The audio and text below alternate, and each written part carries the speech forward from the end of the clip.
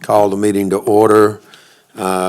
Tonight's first item on the work session will be a review of the FY 2026 utilities budget by Ms. Kim Creech, the City Treasurer.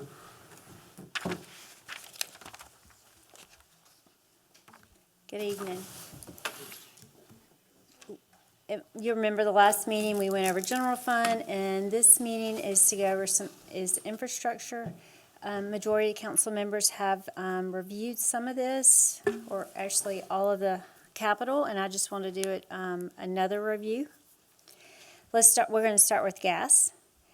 And as you can see in vehicles and equipment, they're reduced for 26 budget. 81%, in that they're only requesting one vehicle that you can see.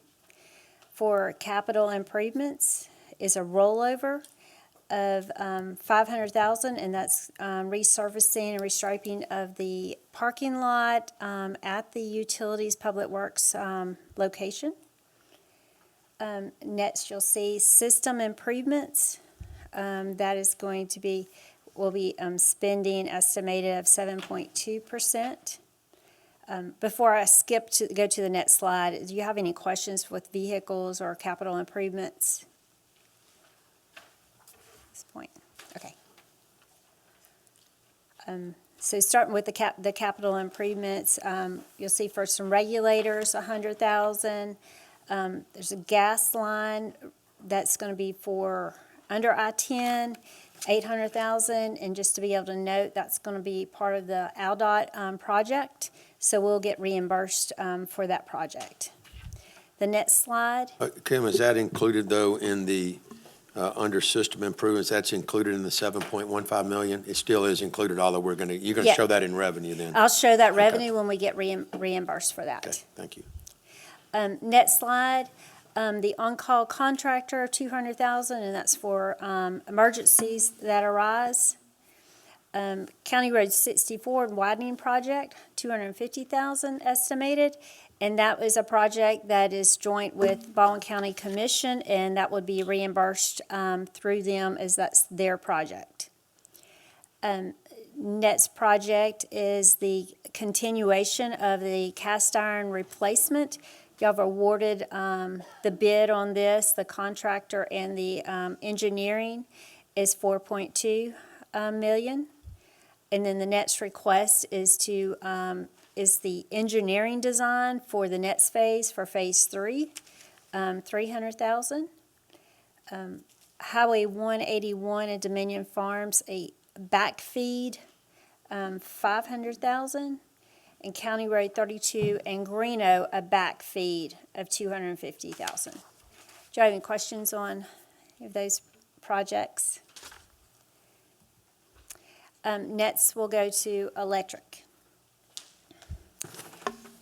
And electric, increase in their equipment, or it is a decrease in their equipment request. Starting out at $679,000. We'll go through those projects. They're requesting a bucket truck for $350,000. A dump truck or Freightliner flatbed dump, $165,000. Mini excavator, $65,000. An ice machine for estimated $7,000. Do you have any questions on any of those equipment? Continuing with the equipment, rope and spool, $20,000. A 16-foot enclosed trailer, estimated $7,000. These meter accuracy test stations, and a meter site analyst. You have any questions on that's the finish of the equipment? And if you probably wanted more information, Ben could be able to answer questions on those equipment. Next is the capital improvements, is to put an automated gate at the Twin Beach substation. $60,000 for SCADA equipment. And then continuation, we should be finishing the AMI capital project. That's been going on for a couple of years, but what's left to spend on that is $682,000. And we've been actually using part of our additional revenue coming from AMA as a revenue source coming back in on that project. Any questions? Continuation on the improvements. We have LED lights, poles, Veterans Drive, $150,000. Traffic light upgrades, $150,000. The 44 kV loop, and this is wire that's going to be along Morphe from Ingleside to Greeno, and then north up Greeno to Dyer, and that's going to be construction engineer of $5.2 million. And then part of that project added to it, to the 44 kV, is going to be for sidewalk, asphalt repair, rock, $190,000.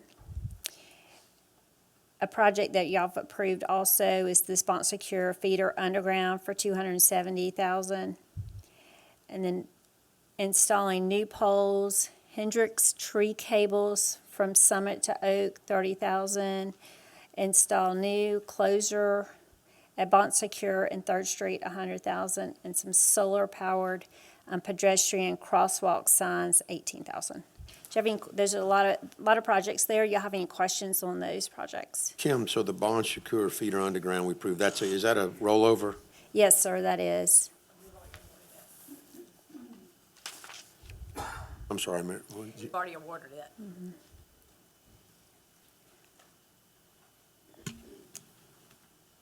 Any additional questions? How long will that 44 kV loop take, Ben?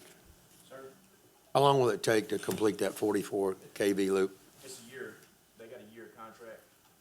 So we're shooting for middle of November start date. This November. Yes, sir.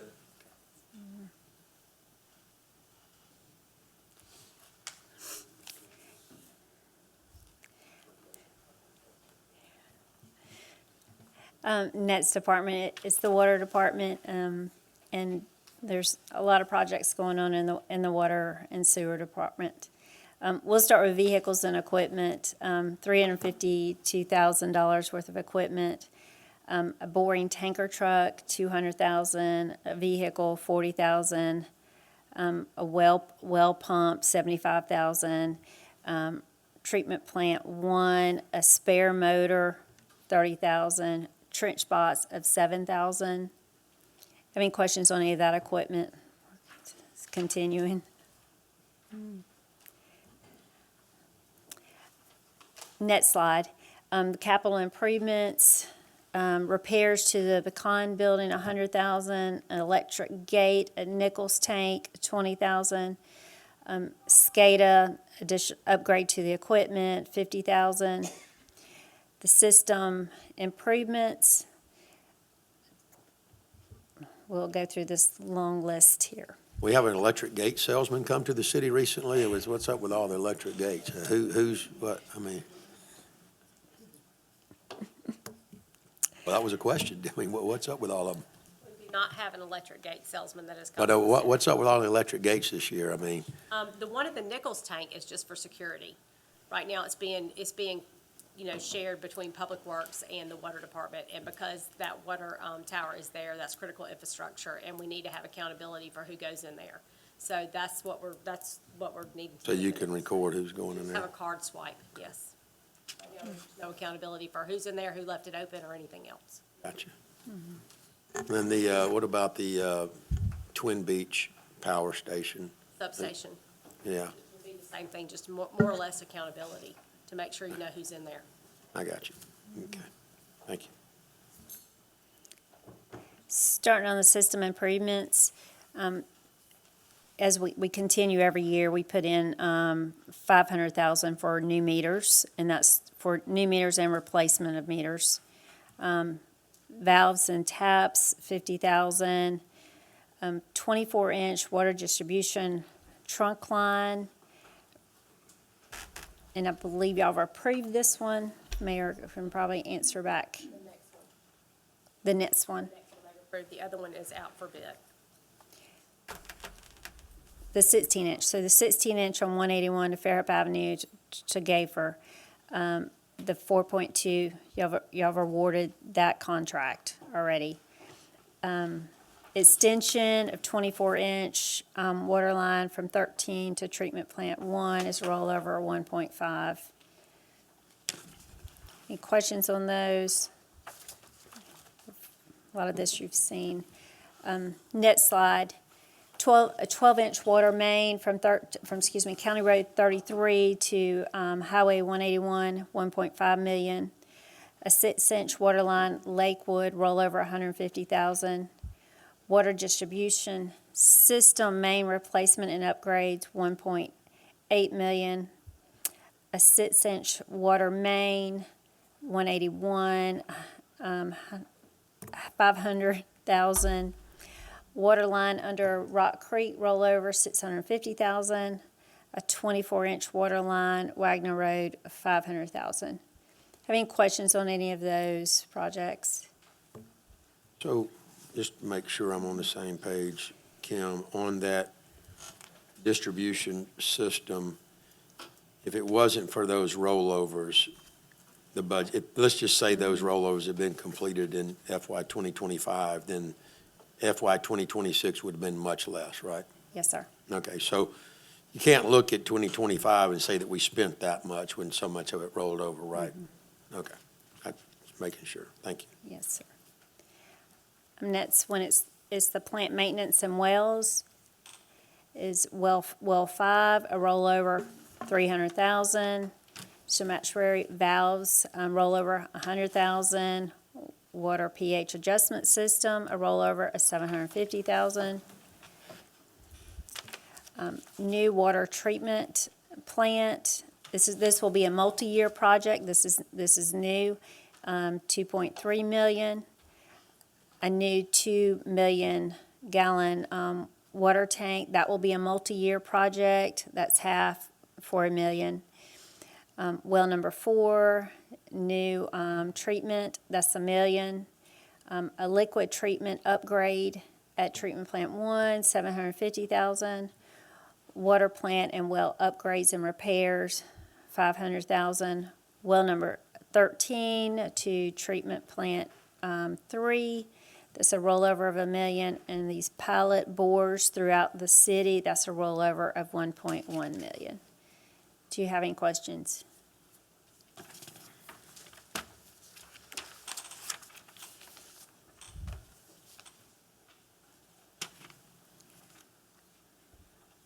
Okay. Next slide, we'll start with wastewater. We'll start out with our equipment, 482,000. We'll start with vehicle for 50,000, sludge pumps, 60,000, manhole inspection camera, 50,000, mini excavator, 75,000, trailer for the mini excavator is 10,000. Any questions? To the next slide. Continue with equipment. 2 equipment trailers, 20,000. Crane truck, 180,000. Sewer push camera, 20,000. Trench bots, 7,000. And then an influx sampling refrigerator, 10,000. Then capital improvements. This would be a new roof for the UV building, 50,000. New structure over the rise pump, manifold, 100,000. Demo and upgrade a dye bed area, 100,000. And then the a blower installation, 75,000. Any questions on this slide?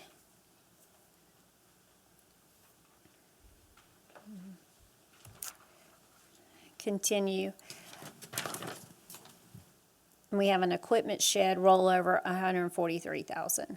And we'll go to the system improvements on the collection system, infiltration, and the inflow, that's 500,000.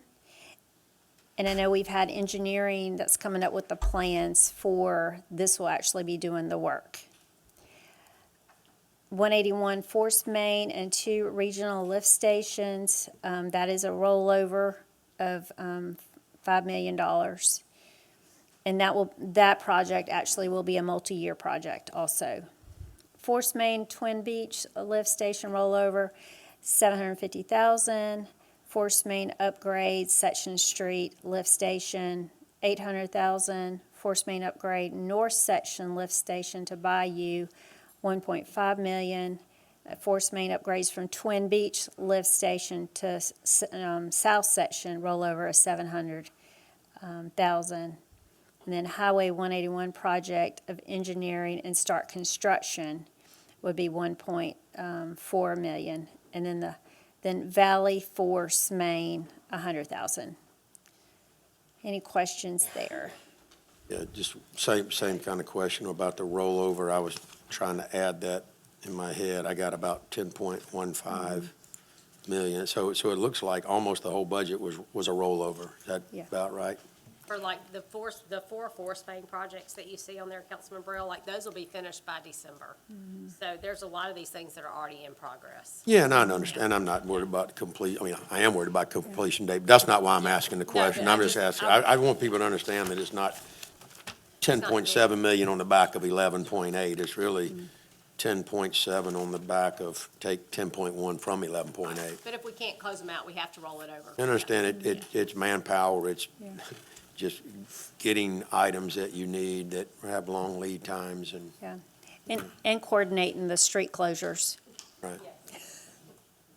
I said it several years ago when we started embarking on these tens of millions. I said, unless we ask everybody to move out of town and tear up every street in town, it's going to be hard to do. Continuing on the next page, this is improvements to the lift stations. So we have general lift station upgrades, $800,000. Lift station at Scene at 98 rollover, 2.9. Lift station rehab Grand Hotel rollover, $750,000. Lift station Lakewood a rollover, $350,000. 12 bypass pumps installation, $300,000. We received a grant for the bypass pump, and that's part of Restore. This is just the installation of those pumps. And then the bypass pumps of $1.1 million. Next would be system improvements, Headworks, that's $5 million, and we also had received a grant for a little over $1 million for that Headworks project. Return at active sludge pump installation is $150,000. 5 blowers, $800,000, and then it's expansions, $500,000. Have any questions on this slide?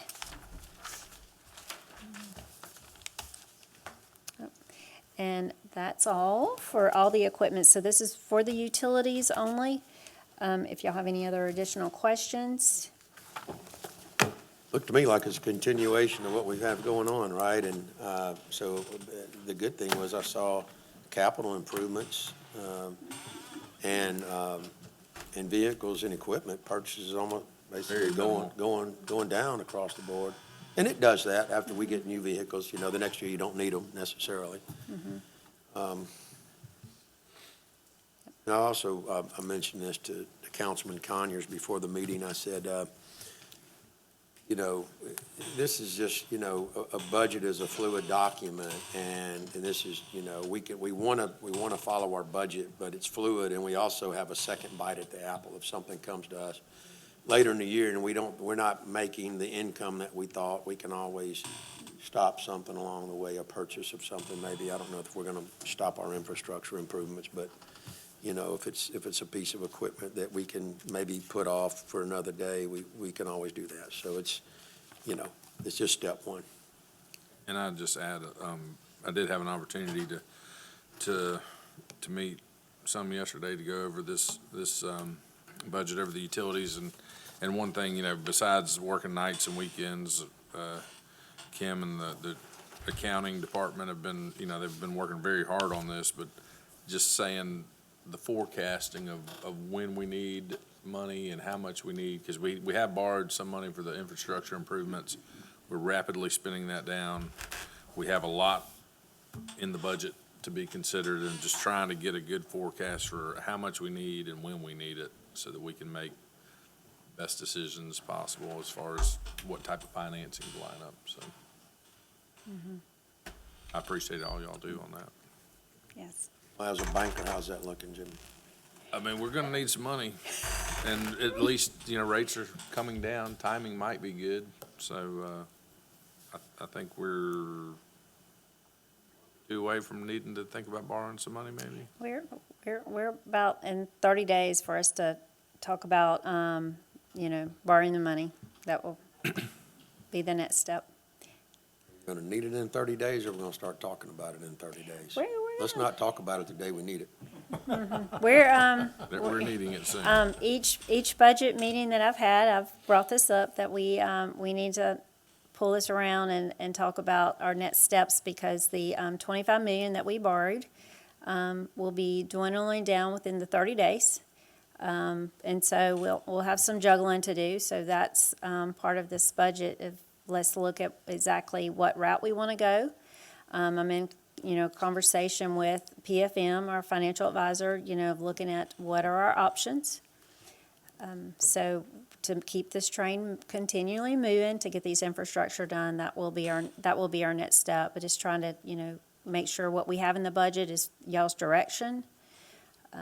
So I will have y'all completed budget books y'all will be having tonight for y'all to review, and continue with some additional meetings till we get the budget passed. Y'all have any questions? Questions, council? Thank you. All right, thank you. Thanks, Kim. Okay, next item is a discussion regarding an ordinance to amend ordinance number 1233, known as the Business License Code, Chapter 8, Section 22, under license classifications. Ms. Jennifer Olmstead. Good afternoon. This first ordinance would need to be done if the second ordinance passes. It just adds 2 classifications to the current classifications that we have. One is the retail classification for vape product stores, tobacco, electronic cigarette, and other smoking suppliers retailer. The other one is tobacco product and electronic cigarette merchant wholesaler. So we have both of those, the wholesaler and a retailer, and attaching their appropriate schedule on how we should charge them for a business license. Which, what we came up with, the Schedule E on the wholesaler, that's all of our other wholesalers besides gasoline wholesalers are on that same Schedule E. The retail, there's 4 retail schedules. And we decided on Schedule C, which is 90 cents per thousand between gross receipts of $50,000 and $450,000, and then everything over $50,000 would be $1.20 per thousand. Yes, ma'am.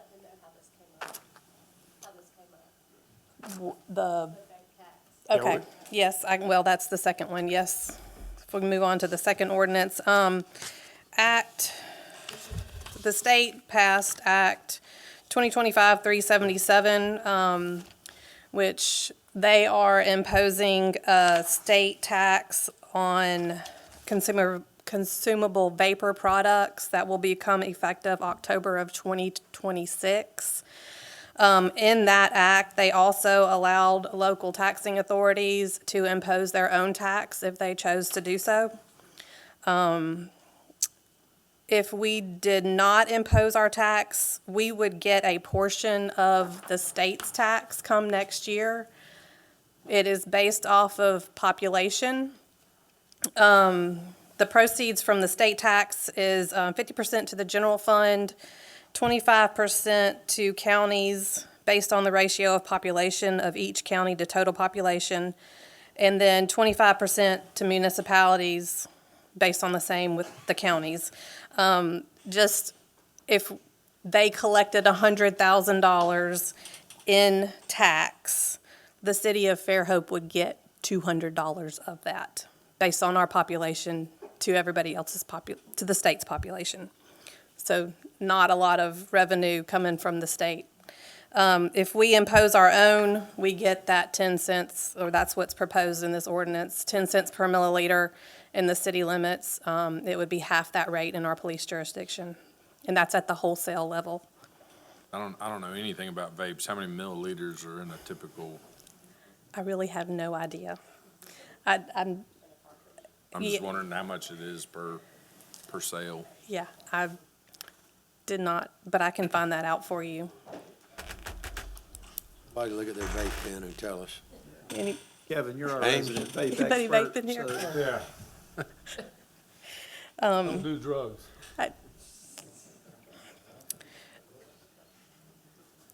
I would not even be able to guess on that. I could have done some numbers, and I'm sorry, I didn't do that.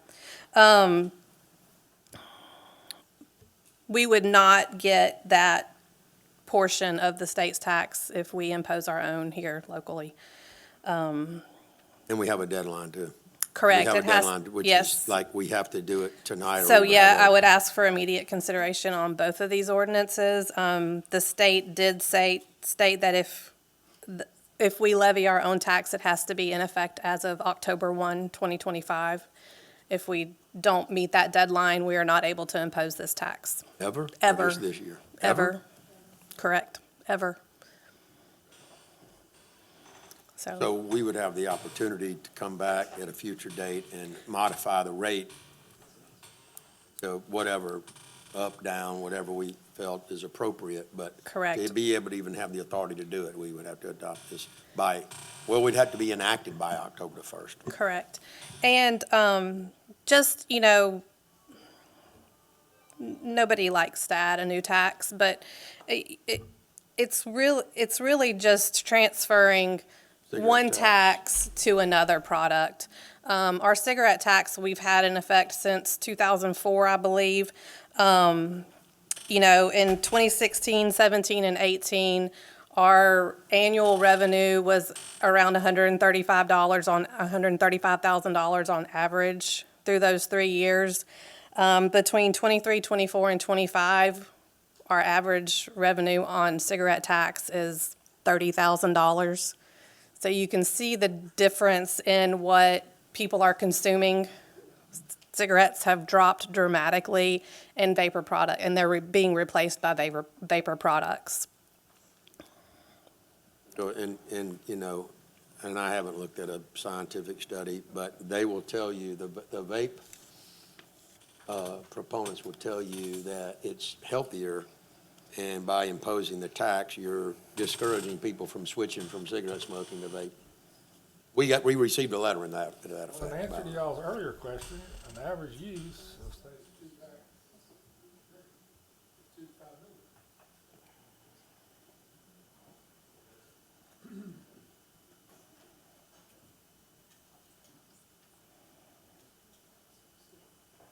Jay?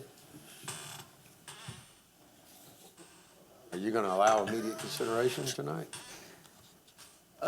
Because there is a deadline that would prevent us from ever being able to do it in the future.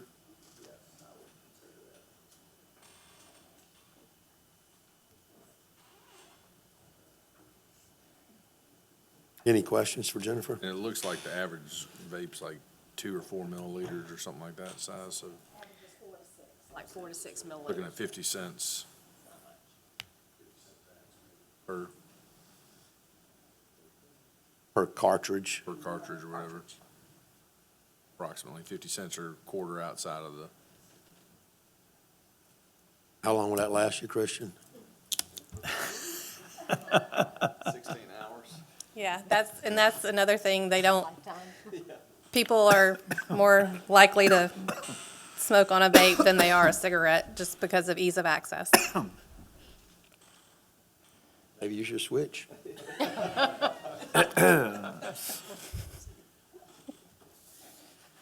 Any Just other, stop, just stop. That's, just stop.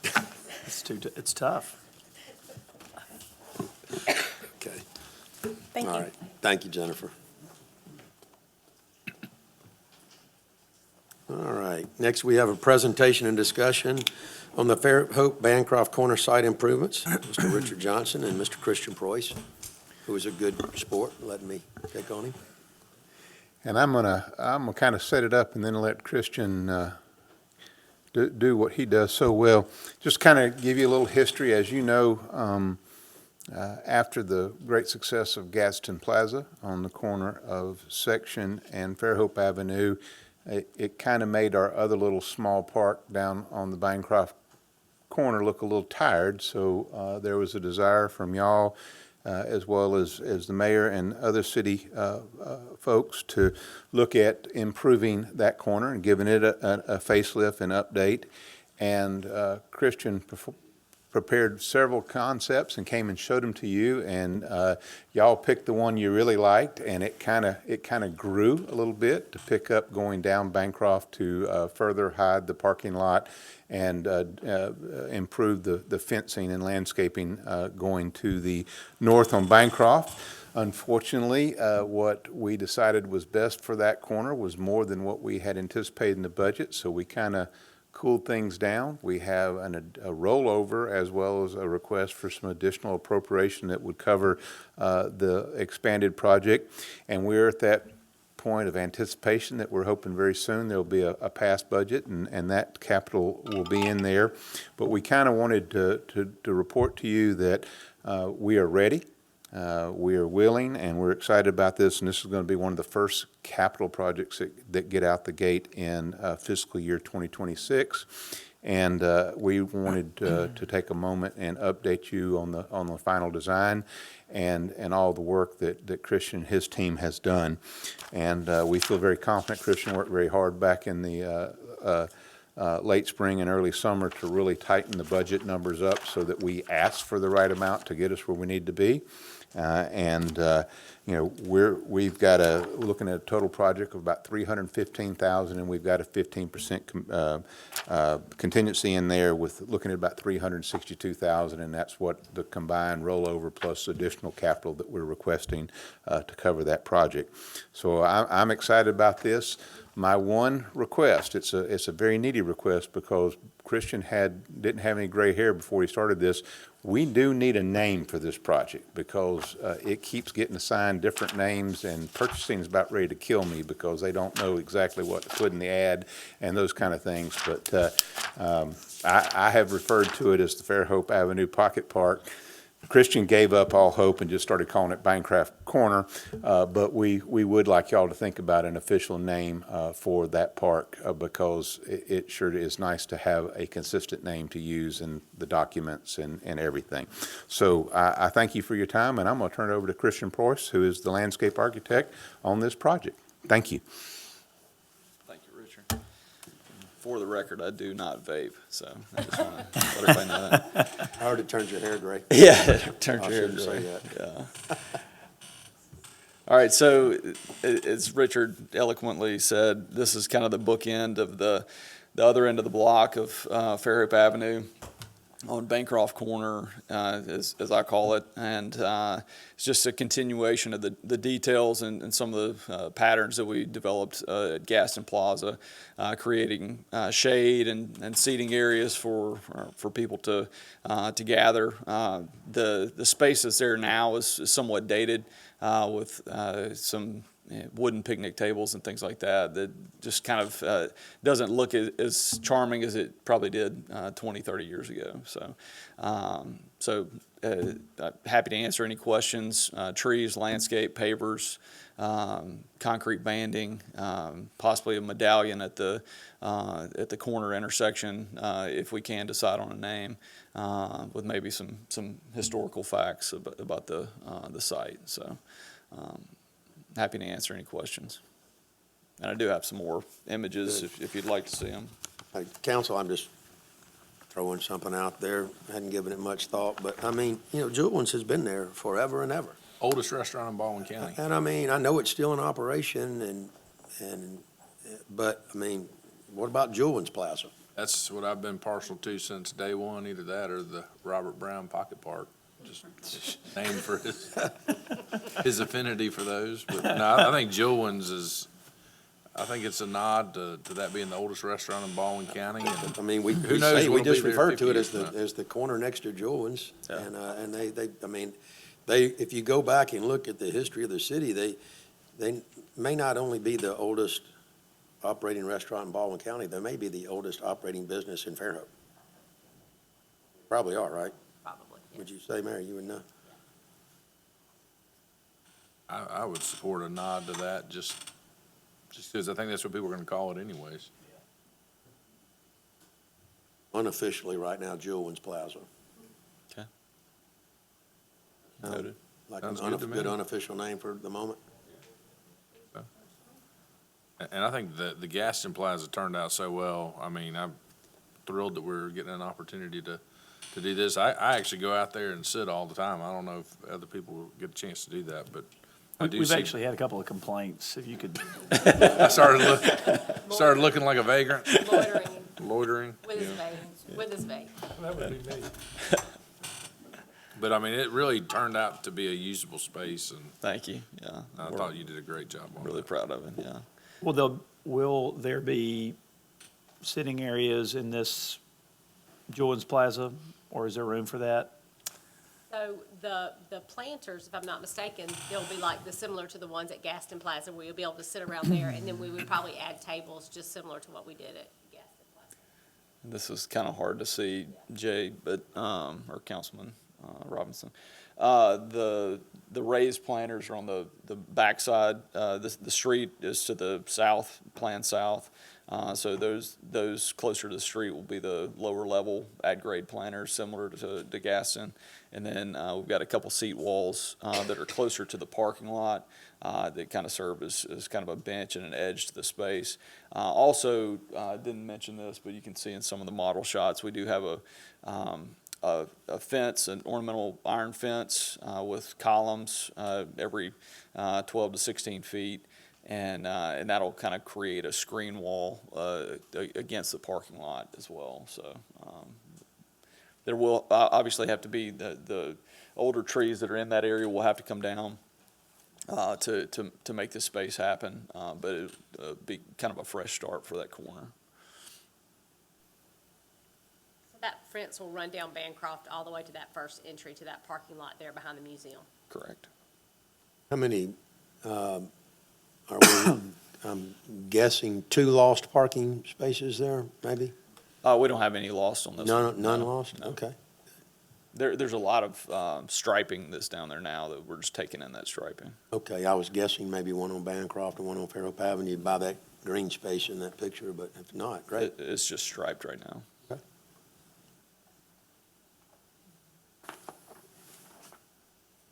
Questions? I think it looks great. I'm excited about it. When is it gonna start? We'll, after arts and Did it? crafts. Okay. After Mardi Gras, after arts and crafts. Okay. The How long do plan- we think it'll take, once we start?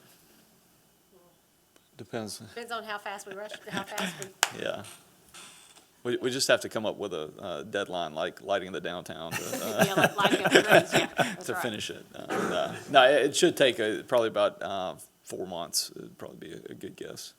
But the plans are ready to go to bid as soon as y'all are, ready to approve it. We'll probably wait in the year, 1st of January, get it bid out, and then be ready to go right after arts and crafts. Yeah. Okay. Wanted to have y'all's blessing. Got mine. Great. Thank y'all. All right, committee updates. Councilman Conyers? Let's see, we had a parking authority, had a meeting, had a follow-up meeting in October, just kind of waiting to see the results of the parking study. We had some good discussion of that. That group's worked real hard on trying to promote the parking available in the Arts Alley parking deck, which is seldom full, maybe only during Mardi Gras and tree lighting and Christmas parade. So other than that, there's almost always some parking available in the parking deck.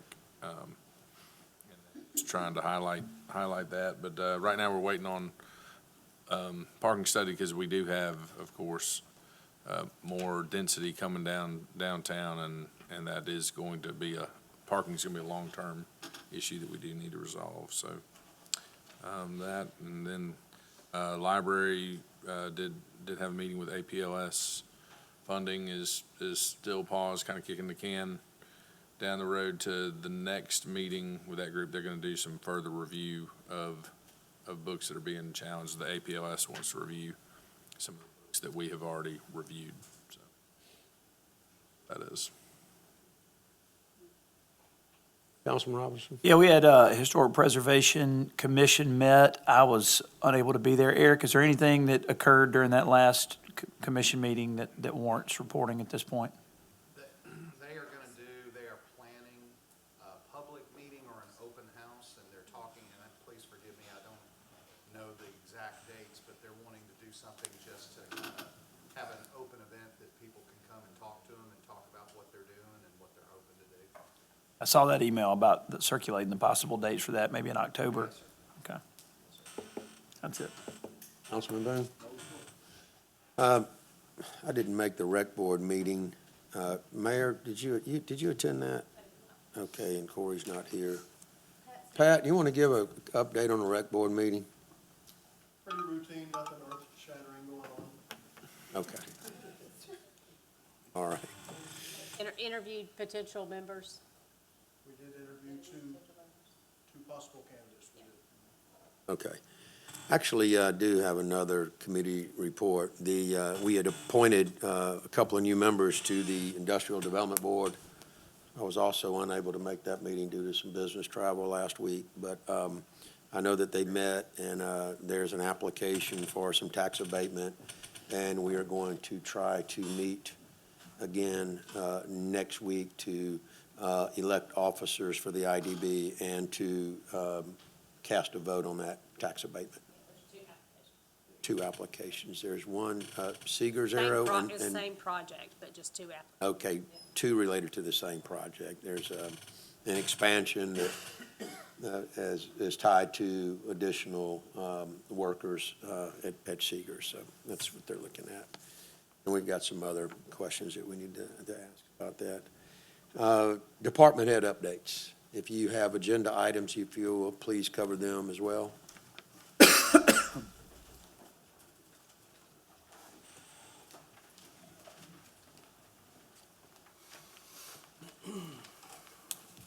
IT has one item on the agenda, number 18, looking to recable the public utilities building at 555 South Section Street. This is the last building we'll have to do this for. We completed the police station and city hall, and we just need to recable this building as well. I've been here like 14 years, and it's the same cable that's been there the whole time, and it's just aging cable. Going to replace it with new Cat 6 cable. Total cost should not exceed $76,150. And Jeff, I'm trying to find it real quick. I don't see it. Was that budgeted item? It's a budgeted item in number 18.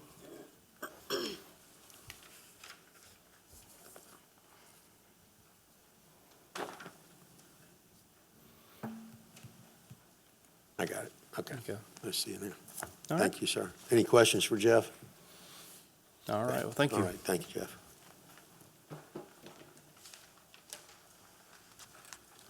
Good evening. I've got items 16 and 17. 16 is for the cleaning and inspection of a water treatment plant, or well number 5. I believe that was on the last agenda. Apologize I wasn't here for that one. But we worked with Marcus, and I know there were some issues with the bids, but we got it worked out, and we'd like for you guys to award it. If I could just add, we did get clarification from the Alabama League to add the alternate to the base bid, just assuming that you might have to do the alternate, and that's where you would get the total amount from. Okay. And item number 17 is a change order to award to W.R. Mitchell for some work. We had some utility conflicts going down the alley. Our original plan was to go on the right-of-way. There were just too many utility conflicts, so they had to go down to the center of the road. So that includes, they had to put more fill, they had to put asphalt back, and that came at that cost. Questions for Darrell on that?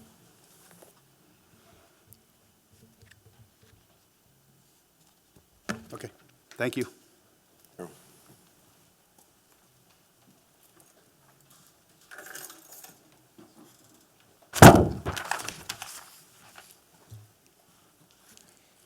Good evening. I've got a couple agenda items on the agenda. 12, 13, and 14 are all referencing the same project. Got 12 is for the labor to Stewart Marine for rebuilding the two finger piers on the municipal pier on the south side of the pier. Yeah. And I am asking for just $2,000 of contingency money just in case we run into an unforeseen. That way I don't have an issue with having a not to exceed number that I have to come back to council for a small amount of money. So George, that's no problem. I want to ask him, though, it says 19,300 plus 2,000. Do we need to authorize the treasurer to transfer up to 21,300 then? Instead of 19,300, you'd be 2,000 short if you got into your contingency. That would be correct. Okay. Yes, sir. If you'll make a note of that, council, authorize treasurer to transfer up to, I would just say up to, because it may not be necessary, up to 21,300. And- Right.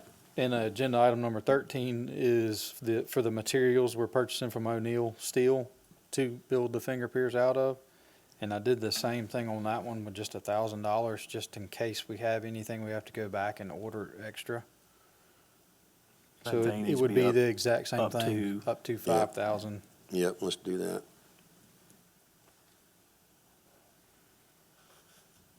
Assuming you have it, can you find it, Kim? And 14 is after we fabricate the material into the actual runners for the deck, we have to take it over to AZZ and Centronel and get it galvanized. And it's 53 cents a pound, and we're estimating to be under 3,000, but I asked for 3,000 just to make sure that I got plenty of money in there. Any questions on those three? Get these people to bid on the Jewelman's Corner when it comes out. Darn good bid. Right? It was. They're pretty Pleased with close that. too, all of them. You don't hear that too often. And then agenda item number 15 is the walking floor trailer for the transfer station. We had some unforeseen problems with the trailer that came up, and then it ended up costing us quite a bit more than what our original quote was. And we were asking to get permission to pay them for the remaining cost that's over the original PO and resolution. I want to say just, that I believe when they originally quoted this, that Mr. Bung did recognize the fact that it seemed to be a little low on their quote, and that he was wanting to make sure that they had quoted the right amount. And I don't think that's what prompted them to come back, but it did seem, I asked George and Tim about this cost because it was percentage-wise a pretty good increase, about a 35% increase, but he had told them all along that this looks to be low compared to what you need to do, and they did have to come back and ask for a little more, so. Did I get that right, Tim? Yes, sir. Okay.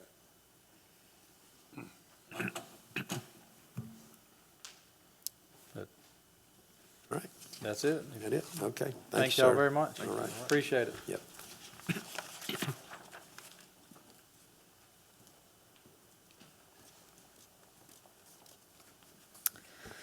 Okay, I have item 21.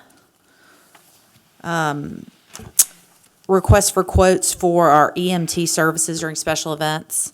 This kind of came about last year, kind of in partnership with the Fairhope Police Department. We put this out for quotes. Really, the only two services in the area are MedStar and Newman, so MedStar came in at the lowest price per hour, which works out because, according to the police and fire, they are all hooked into our 911 and communication systems in the area. So we like to have them around for, obviously, for events larger than about a 10,000, person event downtown, lighting of the trees, our parades, that sort of thing, just to have them there, present. I know we've had some incidents in the past at some of our parades and things, and to have their presence there, you know, when they can respond quickly, kind of puts our minds at ease. So that price per hour gives us an ambulance with 2 advanced life support folks. So that's what you're looking at right there for approval for that. What have we done in the past for that? What have we been doing? Well, You said well, we've to- had them there, but have we been paying them? There's no guarantee. So in the past, we have called and asked for their services. And I think with the ambulance, and I don't know if Chief can comment, Sherry Schwartz has been kind of our liaison with the MedStar folks.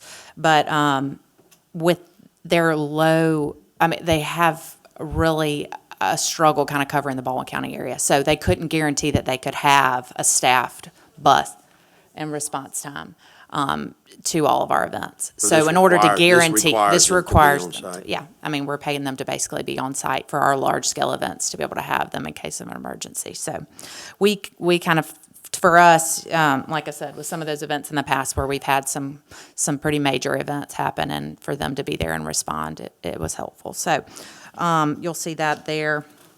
And any questions on that? That's in the FY '26 budget. So we have budgeted that within, I think, community events. Kim, correct me if I'm wrong? Yes, per event within community development. So I can answer any questions. Our chief is also here to answer questions too, as far as police is concerned. How long is that? Is that a multi-year or a 1 year? 1 year, I believe it is 1 year.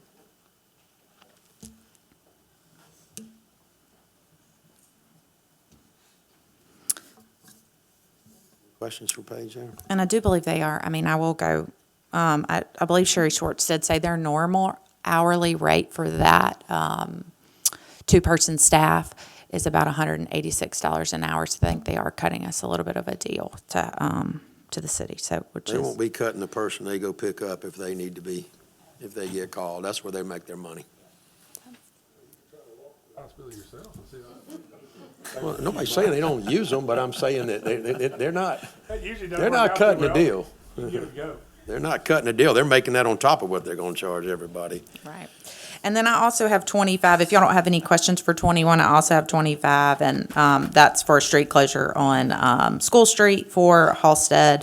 That's for the Live at 5 concerts, and again, that's to accommodate, I believe, a larger act that they have coming into town on that particular date. So, Chief, that looked good on your end as well as mine, so. 24, excuse me. Oh, yes, sorry, 24 as well. So, and they have gotten signatures for that as well, for Witch's Ride. They have contacted off-duty police officers, so I think we're squared away on that as well, pending y'all's approval. Does that resolution have the street spelled out in it? Is there a Yeah, map? the map does. Okay.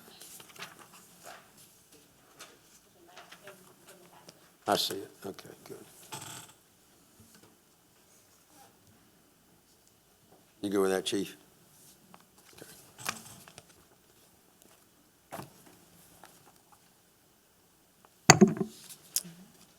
Okay, any questions for Paige?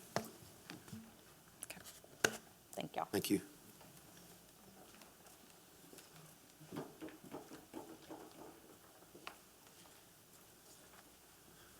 Good evening again. I am here to discuss item number 10. Just give you a quick update. This is related to our FEMA-funded hazard mitigation grant program, Safe Room. As you know, y'all have authorized a contract with Adams and Stewart as the design firm. They have pretty much completed their work. They're presented their 90% design this past month. And one of the FEMA requirements is their design has to have a third-party peer review. Good news is the grant does pay for 90% of that cost, and we're asking you to approve the selection of Mark B. Hammond Architect to provide that third-party peer review. He does have experience in the FEMA safe room review requirements and has the ability to bring in the necessary engineering support to do that. So we're asking for you to approve the selection, and hopefully the next time we're together, we'll be asking you to approve the contract. Any questions? And just as an update, we are shooting for the end of October that the safe room starts advertising for bids. So we're on track to hopefully have a usable safe room sometime close to the start of the real hurricane season in August of 2026. So, thank you. Thank you.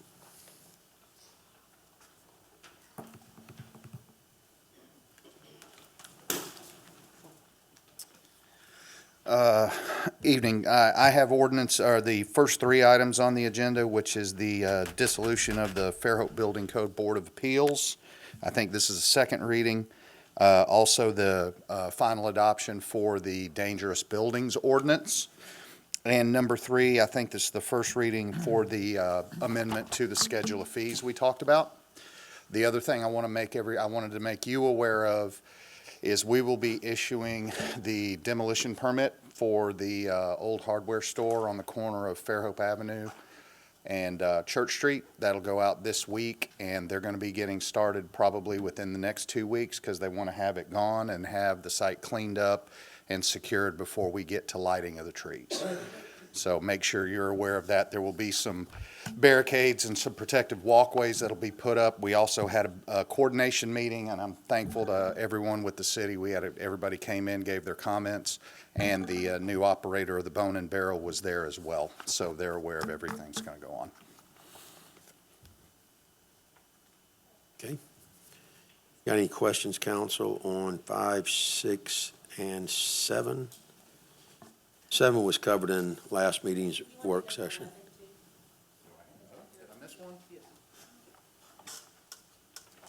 Oh, yes, I'm sorry, I missed that. Yes, and I also have number 11, which is the not to exceed with the International Code Council for our third-party reviews. We use that kind of sporadically, just kind of depending on the project, but we have some anticipated pretty large, unique projects that may be coming to us here in the next 6 months. And in order to expedite being able to send those reviews out, we had done it last year where you gave us a not to exceed, so we didn't have to take the time to come back for individual approval for each of those through council. And this is something we did previously. Questions, council?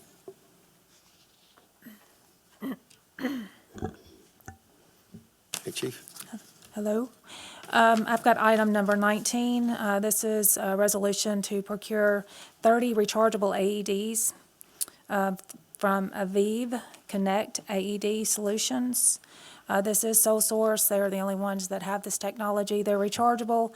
They have a 911 connectivity, and they have the ability to, we can check the battery status and everything from a remote location. We're asking that we use the McKesson opioid settlement funds to purchase these. Hey, Chief, I spoke to the clerk prior to our work session because I had it printed out again. And so I was asking why. I just want to make sure, and I believe she said that we originally were going to approve an 8-year contract.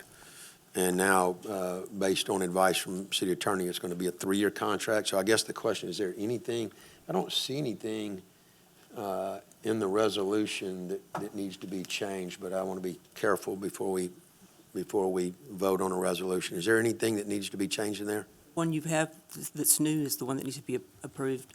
It's changed to, from 80-something thousand to 67,000 also, but it's included. Okay, so so basically, if I just read the proper amount, 67,000, yeah, okay, that's what needs to change. 3 years. 67,000. $27.85. And change the 8+ years Now, is to that 3. that's for 3 years? Yes. And we were going to do 87,000 for 8 years?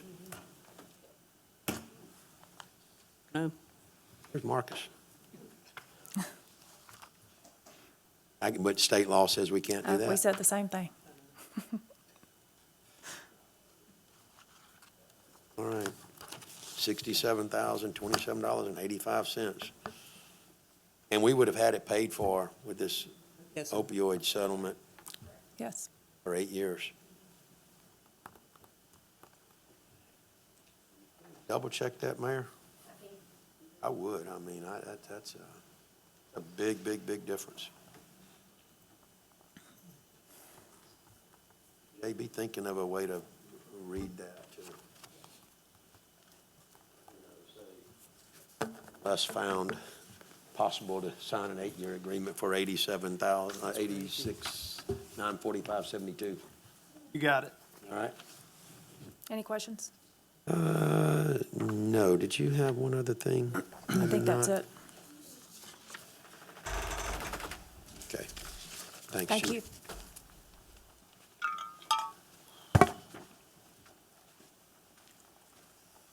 Good evening. So I'll start off on a good note. We started Christmas lights about 2 weeks into it, and they've actually got a lot of progress. Knocked out some big trees. So I'm up here. I've got my first walk on. So on the 14th, we had a internal failure on a piece of equipment at our nickel substation, and unfortunately, the spare we had for that also failed. So I'm trying to get 2 Cooper regulators walked on to be able to purchase those this week. And the lead times on most of these regulators from every manufacturer is anywhere from 30 weeks to 70 weeks. With a pretty much 10% on top of what they usually charge, they're saying we can get them in 8 weeks. Say 8 to 10, but they have pretty much promised 8 weeks. Big ticket item, like I said, it's a got to have it every day in our substation. So Doesn't sound like we have much of a choice no, to sir. have these on. I know it's short notice, but I've dealt with the other manufacturers, tech and rep today. We've got to get a lot of information up on the ones we have. Ms. Lisa's looking into seeing if those can be claimed, correct? Yeah, I'm waiting on a statement, and once I get a statement, I will file a claim.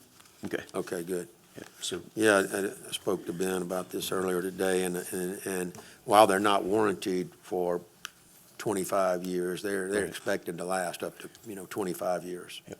So, and these were about 5 years old. That's right, yes, sir. Did you wind up having that meeting today? I did. We've got to get a lot of information up for them. Pretty much basically, most of your bigger manufacturers are a year warranty in service or 18-month, pretty much shelf life warranty on it. So we've still got to do a lot more investigating and a lot of information to the manufacturer's rep. And we would get these how quick again? 8 weeks. 8 to 10. 8 to 10 Yes, weeks? sir. And we actually had one company that said, well, if you pay us extra, we'll get you a quote in 5 weeks. Quote in 5 weeks? A quote in 5 weeks. Wow. Yes, a quote in 5 weeks, if you pay extra. Sounds like that's a good business to be in right now. No kidding. Yes, sir. Second regulator we put in. It was an older one. Oh, it was an old It was an one? old one we had on the yard, and it was one we took out of service. We try to take one out of service when we Out of replace standby them. as far as, No, like sir. what So we're this doing now. one will have a standby for it. Yeah. So council, if you're so inclined, at the beginning of the council meeting, I will ask somebody to amend the agenda and to add this resolution for the purchase of these 2 regulators as item number 27.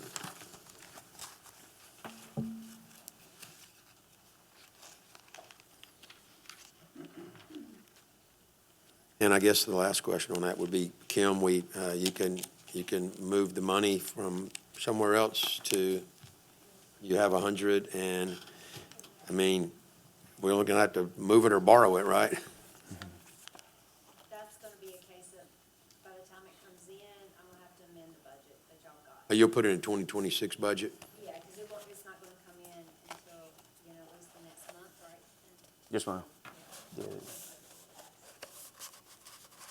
We'll be able to cover it in 2026 in that budget. I'm sure of that. Yes, sir. Okay. Good to go? Yep. Thank you. Thanks, Ben.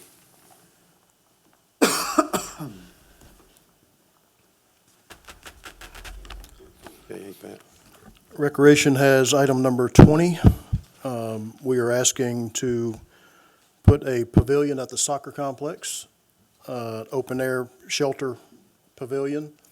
If you've ever been out there in inclement weather, you have a long way to run to the parking lot. So this is something we've been trying to do for the last couple of years and finally ready to move forward. It was budgeted in '25. Okay, let's see. Any questions for Pat? I believe we're all aware of that one.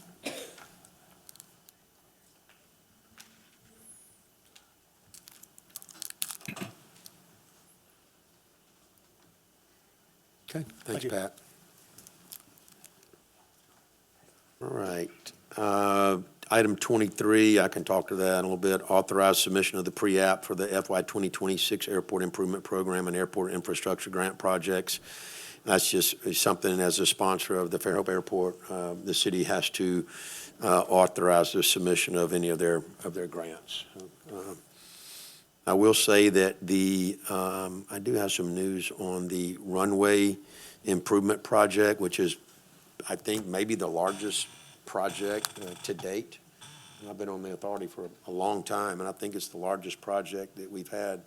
It's about $10 million improvement to the runway, and this is kind of one of the very last things that was always wanted to be done to build out not to complete the build out of the east side, but to make that build out feasible. We've been building a lot of hangars, or people have been, we're leasing a lot of land for the building of private hangars over there. And, but you're going to see we need some lighting, and we need a new weather station. They call it an AWAS, and some other things that this grant application will cover. And I don't know where the money comes from, but, the FAA gives us 90%, and the state gives us 5%, and the airport authority pays 5%. I mean, I wish everything in the city worked that way. But anyway, a lot of good things going on out there. And Got one left to get. we have 22. I wanted to speak to Jay and the mayor. There was a talk of maybe pulling that item. Did you decide on that, Mayor? I think we need to talk about that. We may, when we go into recess, I want to talk to you and Jay about that, and we can come back out and amend the agenda to remove, or we have to amend the agenda anyway to add 27, and we can decide whether we want to remove it or not.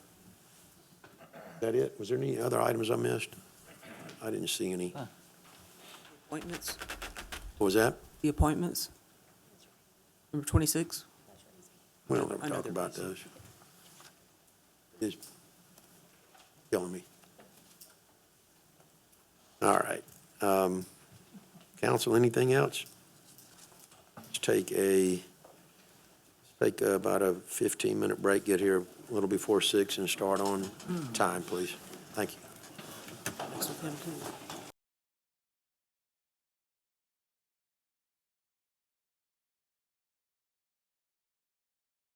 Want to invite the president of the Fairhope Junior City Council, Camille Hausman, to please come to the dais, please. Please come all the way up here.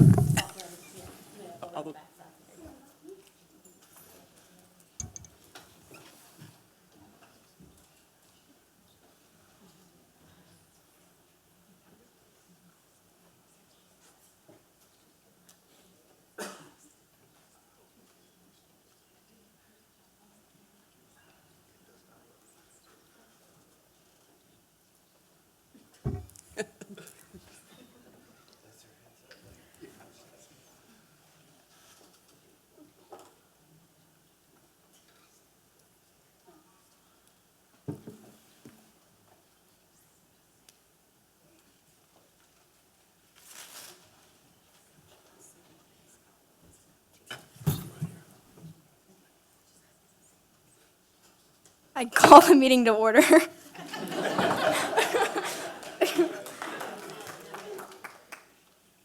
Everybody please rise.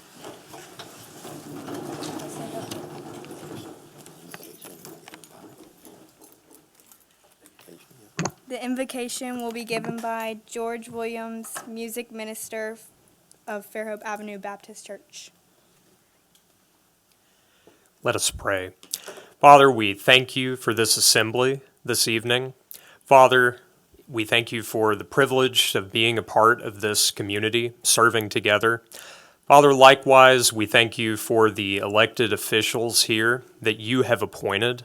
Father, we pray that they would have hearts and minds to listen to everything brought forward by members of the community. Father, likewise, we pray their discernment to be able to use all of that information, using it to make the best decisions that they possibly can. Father, for the people here in attendance, bringing their matters to the council members, Father, we pray that they would do so in an edifying, orderly way. Father, we ask your blessings upon every bit of this meeting this evening. Father, we pray that it would all be as a reflection of the love that we get to share with you. Father, again, we thank you for this assembly, asking your blessings upon this time. In Christ's name, amen.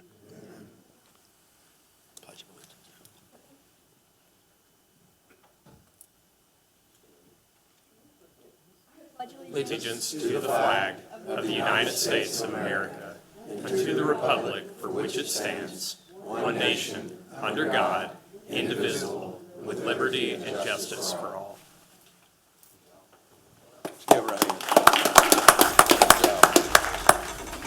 Good job, Camille. All right.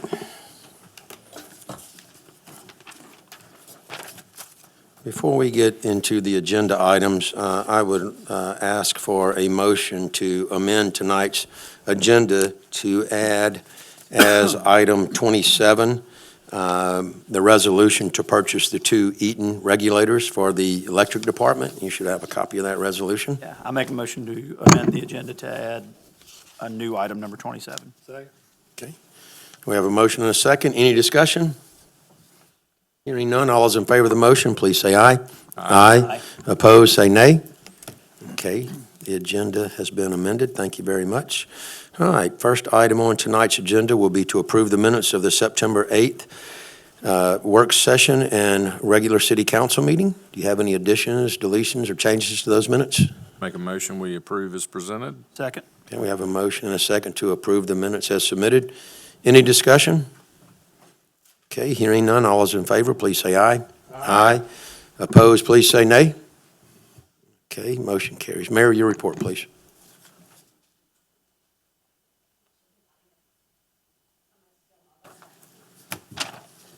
There you go. Yep.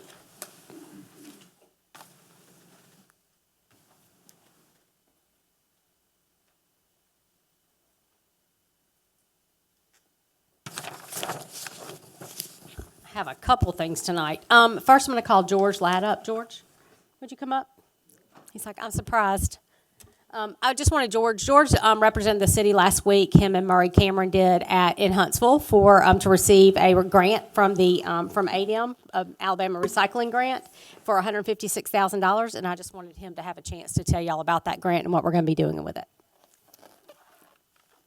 So this is a grant that we applied for to help us in our recycling efforts to help purchase recycle carts for the city to hopefully one day get a little more efficient on our pickup with our single stream.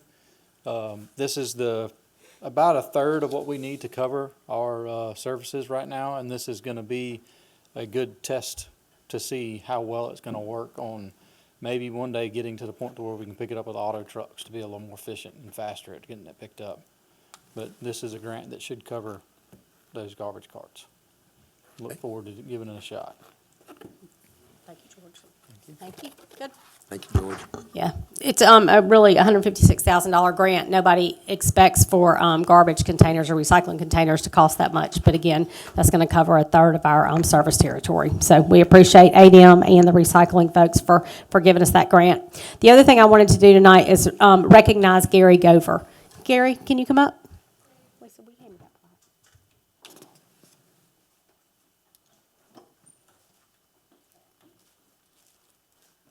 So y'all have, on the agenda tonight, you have some appointments to the Historic Preservation Committee. Gary has served on Historic Preservation for at least, I know, 25 years. Has to be. At least 25 years. And continues to serve on various committees that we have throughout the city. He's just been somebody who's always wanted to give back. And I remember the first time meeting Gary and his wife Pat when they moved here to town. It was down at the Nick Center, and they were doing sailing on Friday evenings. They would do a sunset cruise and just take people out on their sailboat just because they're just nice people and they wanted to do that. So known Gary for a long time and just really appreciate his commitment to Fairhope and his service to the community. And Gary is not being reappointed to the Historic Preservation Commission tonight. As most of you know, we've been really trying to give new folks a chance to serve on these committees. If you've been there typically about a year, we'll reappoint you, but longer than that, we're asking people to kind of roll off and give other people a chance to serve, because that's, you know, we have all kinds of people wanting to serve the city, which is great. But tonight I have a plaque for Gary. It says, "Presented to Gary Gover in grateful appreciation for your dedicated service, volunteering your time and talents to the City of Fairhope and the City of Fairhope Historic Preservation Commission." And this is on behalf of myself and the Fairhope City Council. Thank you, Gary. You're welcome.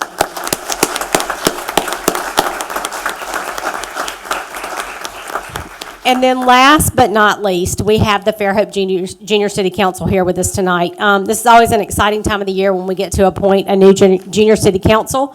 As y'all know, we've been doing this program for about 5 years now. It's a way for us to instill the love of serving your community to young people throughout Fairhope. And hopefully this will carry them throughout their life, and wherever they land, wherever they end up living, they'll want to be on the city council or be able to serve their community in some capacity. It's the civic engagement is what kind of plants that seed, and that's what we're hoping to do. You'll see them throughout the year, of course, serving in different capacities. You'll see them at meetings. You'll see them coming to present projects to you, asking about funding and all that kind of good stuff. So we're excited to have them here. Of course, you met Camille Hausman. She's our president of the Junior City Council. Camille, you want to come on up? We're going to let them come up and line up, and then we'll go outside and get a picture. We also have Vice President Mary Elizabeth Owens. Come on up. When I call you, y'all just come on up. You can just stand up here. We're going to let everybody stare at you for a little bit, okay? Secretary Bethany Pierce. The Programs Manager Fisher Key. And Fisher's from St. Michael's. The other three are from Fairhope High School. And Camille is a sophomore, Mary Elizabeth is a senior, and Bethany is a sophomore, and Fisher is a junior at St. Michael's. We have the Media Manager Jackson Wade from Bayshore Christian School. He's a sophomore.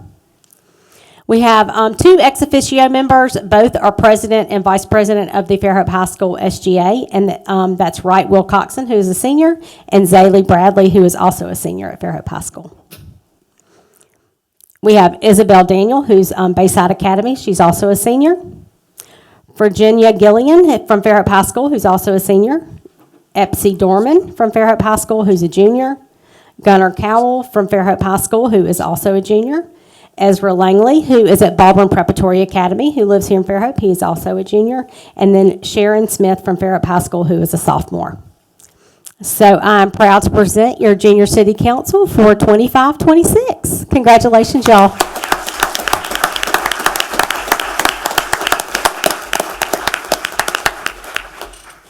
Okay, thank y'all very much. We're going to go to the lobby and get a picture, okay? Congrats, UVA. That concludes my report. Thank you. Thank you, Mayor.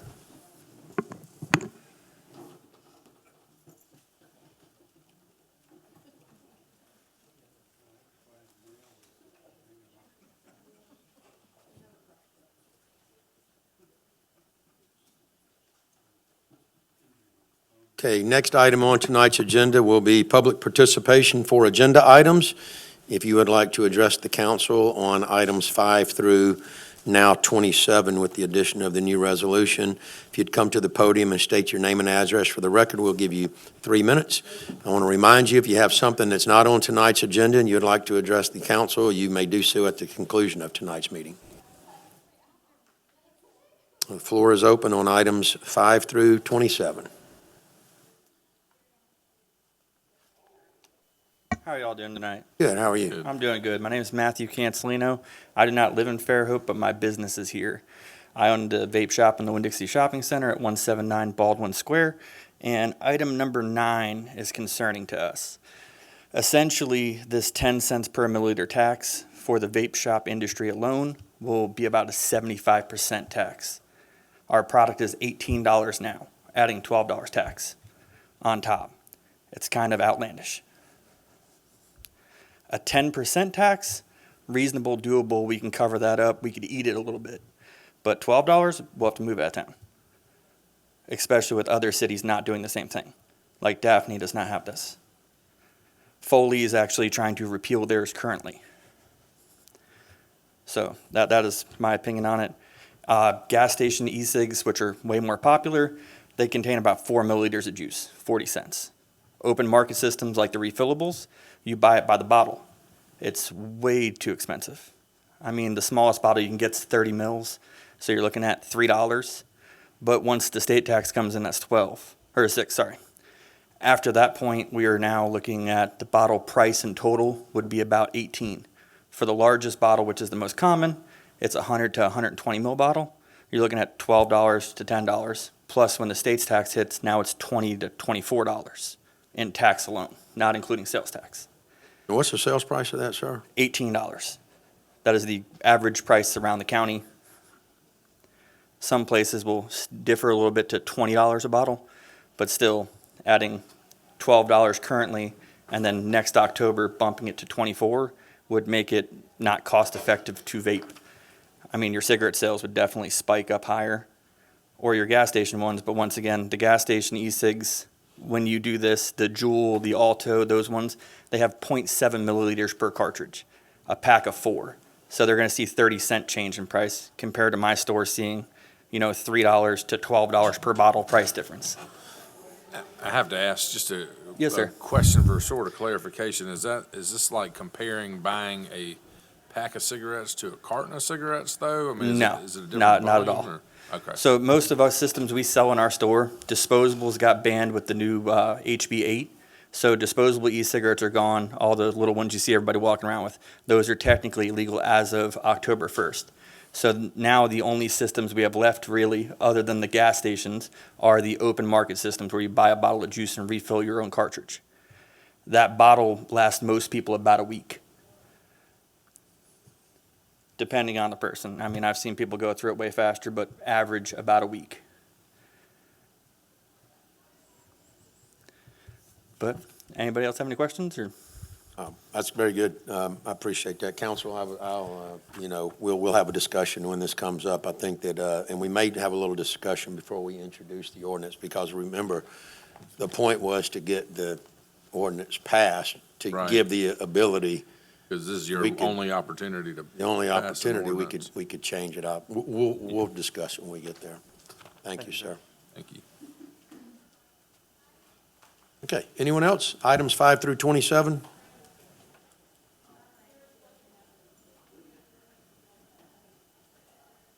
Okay, I'll close public participation for agenda items, and we'll remind you once again, if you have anything else to bring forth before the council, you may do so at the conclusion of tonight's meeting. All right, council comments. Councilman Conyers?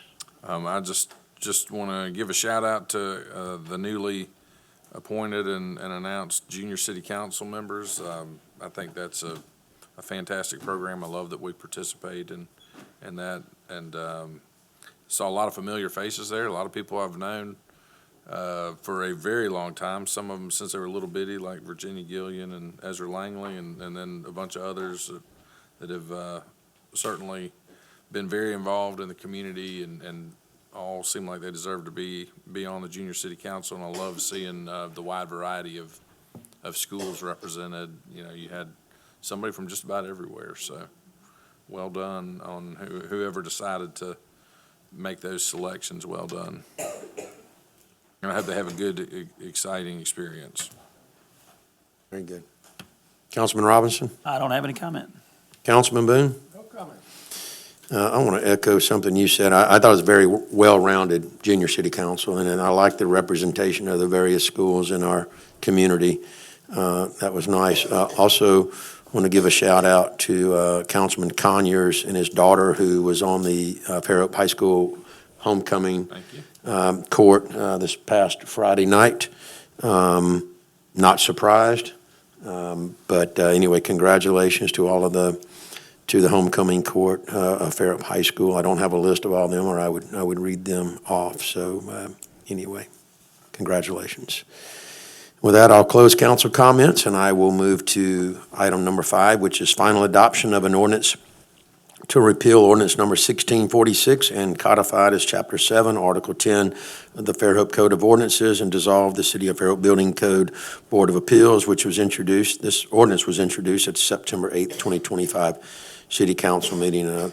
Eric has briefed us on this, not only in last council meeting, but in the prior work session, and I believe this was a board that has never even met. So it's just paperwork, just cutting some red tape here. So I will entertain a motion for final adoption. So moved. Second. We have a motion and a second. Any further discussion? Okay, hearing none. Clerk, will you call the question, please? Council President? Aye. Place 3? Aye. Place 4? Aye. Place 5? Aye. Okay, motion carries. Thank you, council. Item number 6 is also final adoption of an ordinance concerning unsafe structures and dangerous buildings. The Code of Ordinances of Fairhope are hereby amended to repeal Article 5, Sections 7 through 86 through 7-110 in its entirety and replace them with a new Article 5, Section 786 through 7-103.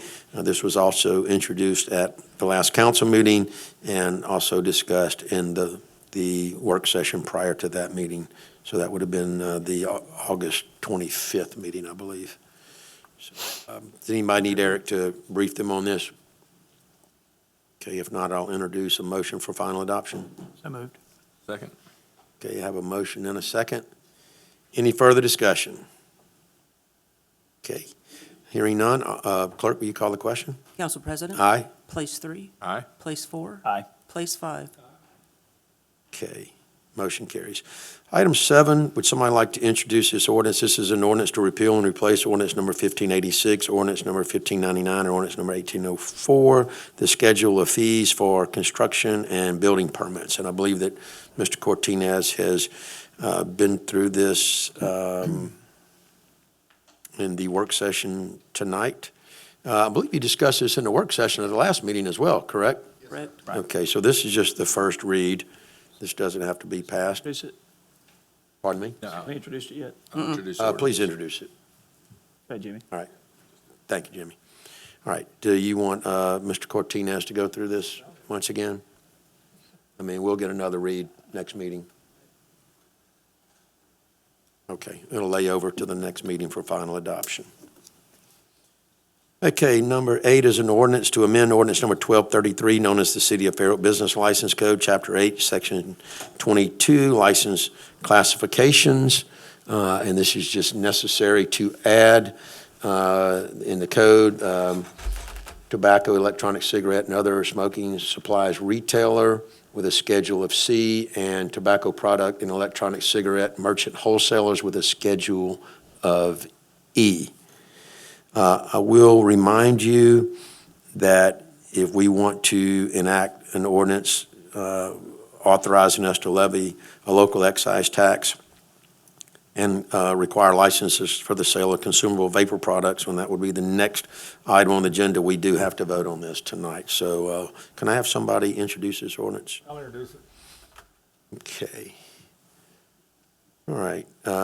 Jennifer, is Jennifer still here? Does anybody have any questions for Jennifer on this? This is just creating the titles in our code of ordinance. Yeah, I'm just, and maybe I missed it, but I'm curious as to the math of where the $12 on the $18 purchase comes from. If it's 10 cents per milliliter, and we're selling. He's selling a 120 milliliter bottle for $18. And that'll come in under item 9. Where vape pens are typically 4 milliliters per pen.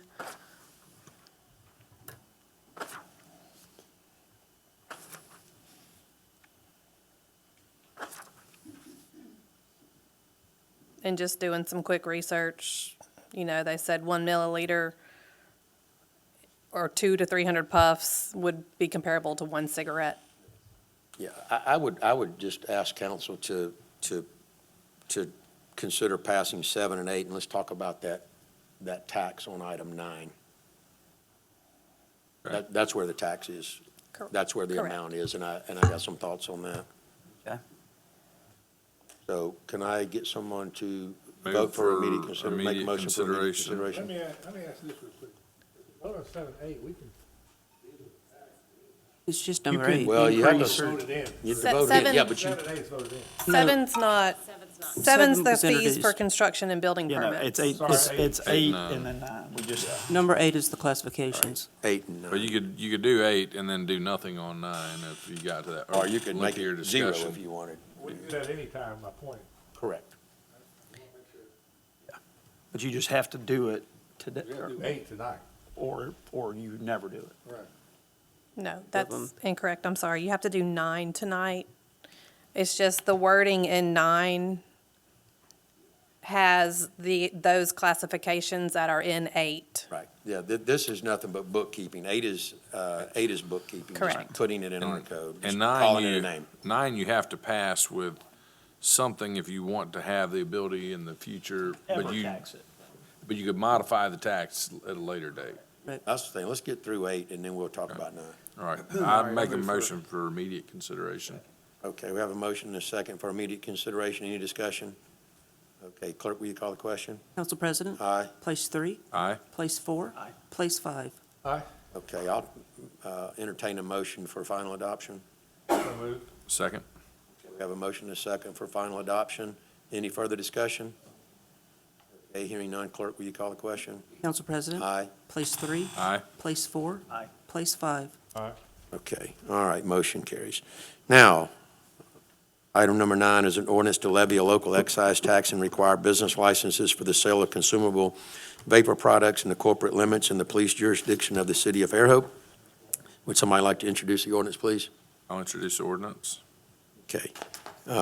Let's have a little discussion before we have any motions. I just as a starting point, I had just jotted down, it seems to me, what the gentleman said, is that the tax is going to cost more than the product when you add a local tax and state tax.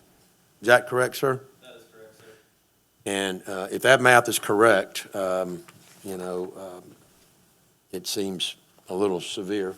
And I would say, at a minimum, at an absolute minimum, modifying what was introduced, which may require us to reintroduce it, because I guess we actually introduced what was written in our council book, right, Jennifer? So that was a 10 cent per milliliter, Well, y'all haven't, I don't think you've introduced anything yet. yes. Ordinance. Okay. Yeah, we introduced the ordinance, Sorry. yes. It says 10 cents per milliliter delivered within the corporate limits and 5 cents per milliliter delivered within the police jurisdiction. At a minimum, I think we should cut that in half, 5 cents and 0.25. See what happens.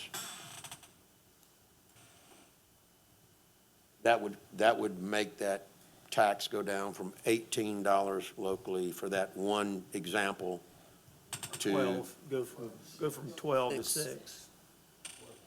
120 milliliters. 12 to 6 on an $18 The purchase. total price would be 12 to 6, 24 yeah, instead that's of right, 30.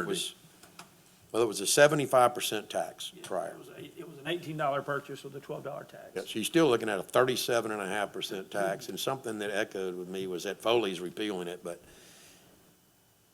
just trying to take advice of staff, I didn't want to necessarily cut it too much, but I'm open for discussion on that. I mean, obviously, in what we discussed in the work session, my biggest concern would be losing the opportunity to ever tax it at any point in time, if you don't do it by October 1. But I also the idea of a 75% tax seems excessive, no matter what the product. What's a cigarette tax? 10 cents per cigarette. I don't know what a pack of cigarettes costs. What is it, 20 cigarettes in a pack?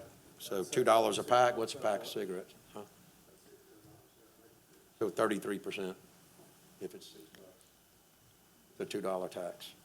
So 33% tax on cigarettes.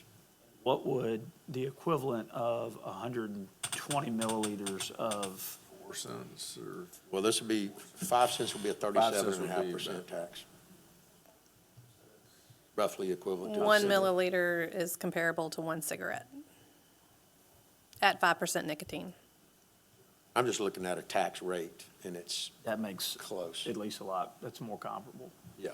And it could be, we could always revise it down or up if we chose, and we would make it 4 cents. Make it 4 cents and it'd be 2% in the jurisdiction.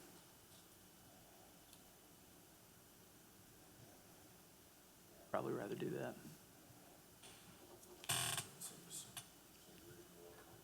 buy up or down. Get some real feedback or some real-world examples of how That's right in family with what the cigarette tax was. Was there any direction that y'all used to come up with the 10 cent and the 5 cent? Was that, It was just based off of what the state was doing on theirs. that's what they're doing? Okay. Jennifer, you had examples from other municipalities too, didn't you? Yes, there was a handful of them across the state that have already passed the 10 cents in their municipalities. And if Daphne's doesn't have one and Foley's repealing theirs, I think this is a good starting point. I did call Foley today, and they did not confirm that they were changing theirs.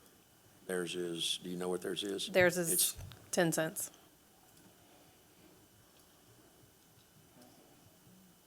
I'd like to see what the revenue is before, that's a high tax. Well, we can't control what the state's gonna ultimately impose, but we could make ours reasonable and then, Do we need to reintroduce it with the 4 cent, 2 cent? This was not advertised. This is more or less, they're making their recommendation right now. No, No, it would have to be immediate consideration. Why don't we just, for safety, reintroduce it with that edit? Okay, yeah, you're fine. Reintroduce it with that. Who made the introduction? Councilman Conyers? Jimmy, would you Then withdraw that and I'll reintroduce? withdraw my introduction and reintroduce it, but modifying the ordinance to 4 cents, a 4 cent per milliliter in city limit tax and 2 cents in police jurisdiction second. per milliliter. Okay, well, that was That was just an introduced. introduction. Now we need a motion to suspend the Make a rules. motion for immediate consideration.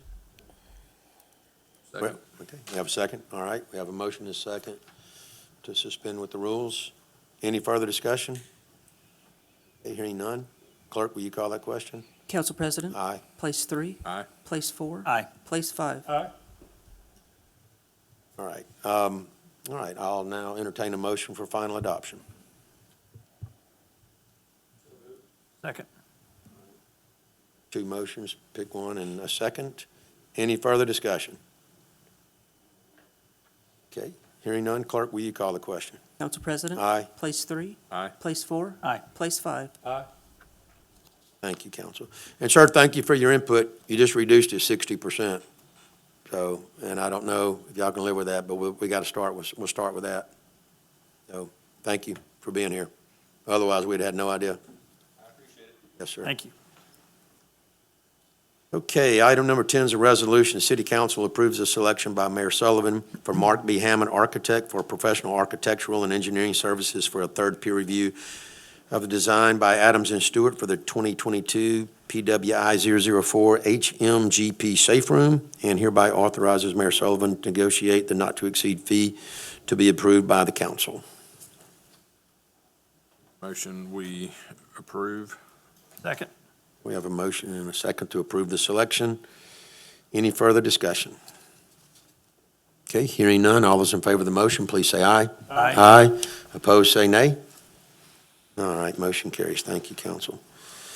Item 11 is a resolution that Mayor Sullivan is hereby authorized to execute a contract for extension number 1 for the RFQ PS 25-7 professional consulting services for a third-party review of construction documents with the International Code Council and increase the annual cost not to exceed to $35,000. And I think that will be put in the budget.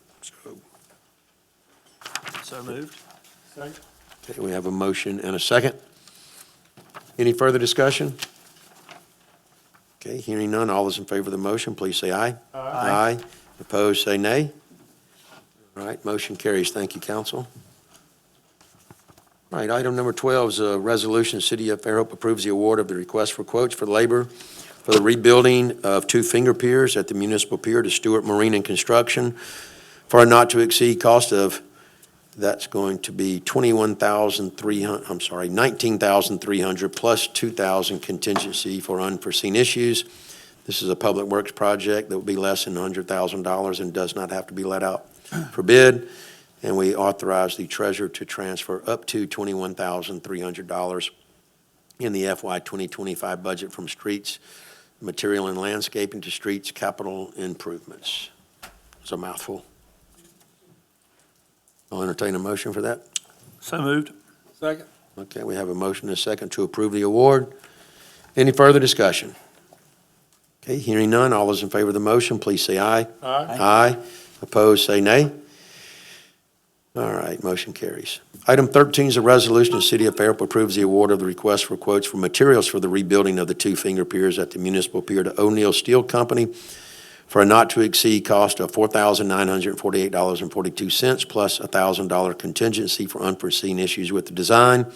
This public works project will be less than $100,000 and therefore does not need to be formally bid out, and to authorize the treasurer to transfer up to $5,948.42 in the FY 2025 budget from streets, material and landscaping to streets capital improvements. Entertain a motion to approve the award. So moved. Second. We have a motion and a second. Any further discussion? I'll just add, George, I'm anxious to see if they'll use that contingency, since we have to say that in public. I'm sure it'll get spent. All right, we have a motion and a second. All those in favor, please say aye. Aye. Aye. Opposed, say nay. All right, motion carries. Thank you, council. Item 14 is a resolution. The City of Fairhope approves the procurement of galvanizing services for materials for the rebuilding of 2 finger piers at the municipal pier to AZZ Galvanizing. I guess that's in Moss Point for 53 cents per pound for an estimated cost of $3,000. This public works project will be less than $100,000 and therefore does not need to be formally bid out. And we authorize the treasurer to transfer $3,000 in the FY 2025 budget from streets, material and landscaping to streets capital improvements. Entertain a motion to approve the procurement, please. So moved. Second. We have a motion and a second. Any further discussion? Okay, hearing none, all those in favor of the motion, please say aye. Aye. Aye. Opposed, say nay. All right, motion carries. Thank you, council. Item 15 is a resolution that Mayor Sullivan is hereby authorized to execute change order number 1 for unforeseen conditions for the repair of a Travis walking floor trailer for the sanitation department with Gulf City Body and Trailer Works for a cost of $10,477.50. The new total repair cost will be $40,436. And George and Tim briefed us in the work session on this. Entertain a motion to authorize the change order. So moved. Second. We have a motion and a second. Any further discussion? Okay, hearing none, all those in favor of the motion, please say aye. Aye. Aye. Opposed, say nay. Okay, motion carries. Thank you. Item 16 is a resolution to award bid number 25-34 to Lane, a granite company for well number 5 inspection, cleaning, and pump refurbishment with a bid proposal not to exceed $300,000. Daryl discussed this in the work session. Daryl, you're still here. I'm just saying, we're going to keep an eye on this company and see how they do. Hopefully they won't exceed that or come back with a change order. I'll entertain a motion to award the bid. So moved. Second. Okay, we have a motion and a second. Any further discussion? Okay, hearing none, all those in favor of the motion, please say aye. Aye. Opposed, say nay. Okay, motion carries. Item 17 is a resolution that Mayor Sullivan is hereby authorized to execute change order number 1 for the 8-inch water main at Portico Simpson with W.R. Mitchell Contractor for a cost of $20,500. The new total project cost will be $81,870. This is a public works project, less than $100,000, and therefore does not need to be formally bid out. Darrell also discussed that they had thought they could put this in a right-of-way. There wasn't room. They had a lot of obstructions and had to put it under the street, resulting in this increased cost. So I'll entertain a motion to authorize the change order. So moved. Second. We have a motion and a second. Any further discussion? All right, hearing none, all those in favor of the motion, please say aye. Aye. Aye. Opposed, say nay. Okay, motion carries. Thank you. Item 18 is a resolution, City of Fairhope vote to approve the procurement of the installation of new Cat 6 cabling throughout the Public Utilities Building from Network Cabling Services and authorizes procurement based on the option allowed by the Code of Alabama, contractual services and purchases relating to or having an impact upon security plans, procedures, assessments, measures or systems, or the security or safety of persons, structures, facilities, or infrastructures. The cost will not exceed $76,150. I'll add, this would be the last building that needs the Cat 6 cabling, and this is also a budgeted item, so I'll entertain a motion to approve the procurement. So moved. Second. Have a motion and a second. Any further discussion? Okay, hearing none, all those in favor of the motion, please say aye. Aye. Aye. Opposed, say nay. Okay, motion carries. All right. We have a little change to the one, you should have the correct resolution for item 19. This is the city vote to approve Avive Connect AEDs and related software systems as sole source with Aviv, is it Aviv or Avive? Okay, Aviv Solutions, and authorizes procurement based on the option allowed by the Code of Alabama. The cost for 30 Aviv Connect AEDs plus software is not to exceed $67,027.85. The City of Fairhope also authorizes the use of funds from the McKesson, Alabama Settlement Agreement.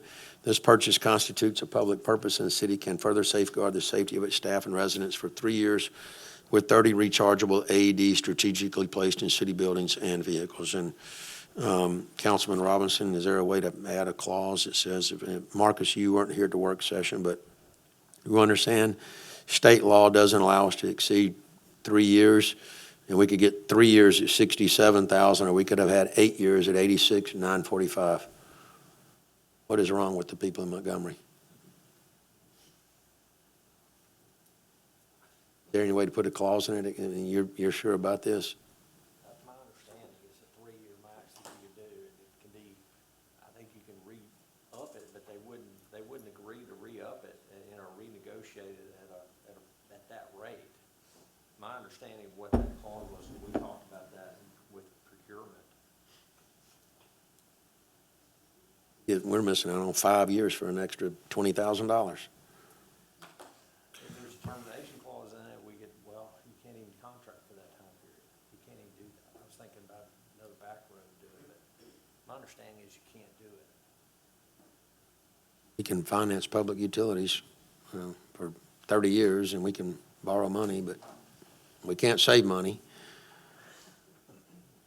Well, if we're doing 30 of these in 30 different locations, we have city staff get us trained on how to use these sometimes. Okay. They actually now do the technologies where they kind of walk you through what you have to do. I've had to use That it easy? once. Really? I have, and it's at the Tech Center. Okay. And it's, I mean, they're pretty self-explanatory. Okay. Is there any way to put any kind of clause in there, just in case we can go back and ask that question again? I mean, it may be a waste of time, but I mean, I'll be glad to see if there's another way around it. do we, is it urgent we pass this tonight? We do have some in the city that we can use. The ones at the police department have been recalled. How often are they used? Often. What's that? I understand, but I'd rather spend $20,000 and get 5 more years if possible. I was just saying, if we had a contingency in this resolution, then you could get the answer, and then if it's no, you can move forward with it. That's what I'm looking for. Yeah, contingent upon not being able to get them for 8 years for 86, 945, 72. Kim had a comment, maybe. Go ahead, Kim. Could you just increase that not to exceed and give us opportunities for us to look to see? I know the state does some 5-year contracts, like on copiers leases, they'll do 5 years, so that would be the question, if you can just We make. can go to 5 versus 8. Yes, that we could get a better opinion, but if you lock us down to the lower dollar. 67. We're locked in, but it gives me and Marcus to look at if we can get the contract longer. Yeah, let's just do that. Not to exceed 87,000. Put it at the Leave it original what number. it said originally. Yep, who made that motion? Made the motion, Lisa? We didn't have the motion yet? Okay, I was just reading it. Okay, so let's just go back Do it as written. and do it as written. All right, I make a motion to approve the resolution as originally written. Second. We have a motion and a second. I'm just going to state for the record that that was a not-to-exceed cost of $86,945.72. Even if we got it at 5 years, 86,000, that's still a better deal. 2 extra years. Still a better deal. That's right. Okay, we have a motion and a second with the original number. Okay, any further discussion? All right, thanks for hearing me out on that. All those in favor of the motion, please say aye. Aye. Aye. Opposed, say nay. All right, motion carries. Thank you, council. Thank you, Marcus. Thank you, Kim. All right. Item number 20 is a resolution. The City of Fairhope approves the award of the request for quotes for labor and materials for the open-air pavilion storm shelter at Fairhope Soccer Complex to M.H. McLaughlin LLC for a not-to-exceed project cost of $45,711.18. This is a public works project which is less than $100,000 and therefore does not have to be formally bid out. And this is, I will say, this is a budgeted item as well. So moved. Second. And we have a motion and a second. Pat discussed this in the work session. Any further discussion? Okay, hearing none, all those in favor, please say aye. Aye. Opposed, say nay. All right, motion carries. Thank you. Item 21 is a resolution. The City of Fairhope approves the award of the request for quotes for EMT services during city special events to MedStar doing business as lifeguard ambulance service for a not-to-exceed cost of $100 per hour. Make a motion to approve. Second. We have a motion and a second to approve. Paige briefed us in the work session on this as well. Any further comments? Any further discussion? Okay, hearing none, all those in favor of the motion, please say aye. Aye. Aye. Opposed, say nay. All right, motion carries. Item number 22 is a resolution. The City of Fairhope adopts a resolution in support of Thomas Hospital's request to the Certificate of Need Review Board to relocate its cardiovascular program into the new facility on the hospital campus and add another catheterization lab. Make a motion to approve. Okay, we have a motion. Do we have a second? It's asking to relocate the cardiovascular program into the new facility on the hospital campus. It's not adding another catheterization lab. Okay, so this resolution is written as incorrect then? It says to relocate it, looks like. Let's say to relocate. It does say add a new. Well, that's, that's actually It says add a- that's the abbreviated resolution. You have the full resolution on page 211 of your book. We can go through that too. It wouldn't take but a second. You want to go through that? Okay, this says Thomas Hospital provides comprehensive award-winning health care services and is the primary choice for Baldwin County residents. And whereas in 2004, Thomas Hospital and its dedicated team of healthcare professionals provided over 3,000 catheterization lab procedures and continues to meet the medical needs of the fastest-growing county in the state. I wonder who wrote this. Whereas the overall population growth, especially seniors age 65 and older in Baldwin County, continues to lead the state. A primary driver of this growth is access to health care, and the result is a need to relocate its cardiovascular program into the new facility on the hospital campus and add another cath lab. Lisa said she copied it straight Straight from from their the letter, letter. so we're gonna leave it, but. Okay. And whereas the city of Fairhope proclaims its support on this 22nd day of September of Thomas Hospital's request to the Certificate of Need Review Board to relocate its cardiovascular program into the new facility on the hospital campus and add another cath lab. Now therefore be it resolved by the governing body of the city of Fairhope, Alabama, that the city of Fairhope adopts a resolution in support of Thomas Hospital's request to the Certificate of Need Review Board to relocate its cardiovascular program into the new facility on the hospital campus and add another cath lab. It was my understanding they were going to add the lab, but they were going to shut down the other one. That I also want to add to this is that we stood in the council chambers and agreed with the hospital that before you could move into this expansion, that they would address the parking concerns as well. Is that correct? I'm seeing a nod from one of our attorneys. Okay, I just wanted to get on the record and remind everyone of that. All right, You've already got a motion. we have a motion? I don't think it changed anything. No. We have a second as well? No. All right, I'll take a second. All right, I have a second now. All right, any further discussion? Okay, hearing none, all those in favor of the resolution, please say aye. Aye. Aye. Opposed, say nay. Okay, motion carries. Thank you, council. Item 23 is a resolution to authorize submission of a pre-application for the FY 2026 Airport Improvement Program and Airport Infrastructure Grant Projects for the H.L. Sonny Callahan Airport. I briefed everyone in the work session, so I'll entertain a motion to authorize the So moved. submission. Second. We have a motion and a second. And just to make sure I got that right, replace taxiway lighting system and guidance signs, replace the AWAS, which was the weather station, construct the East Side Access Road Extension Phase 1, and construct access taxiway on the southwest side. All right, we have a motion and a second. All those in favor, please say aye. Aye. Opposed, say nay. All right, motion carries. Thank you. Item 24 is a request from Darnell Wolf with the Baldwin County Humane Society requesting permission to close the streets in downtown Fairhope on Thursday, October 30th, 2025, from 5 to 7 p.m. for the Fairhope Witches Ride 2025. The ride will begin at Coastal Alabama Community College Amphitheater. This whimsical bike ride benefits local animal rescue and helps animals throughout our area. I believe that Paige briefed us and Chief said everything's good with the application. I'll entertain a motion to grant the permission. So moved. Second. We have a motion and a second. Any further discussion? Okay, hearing none, all those in favor of the motion, please say aye. Aye. Aye. Opposed, say nay. Okay, motion carries.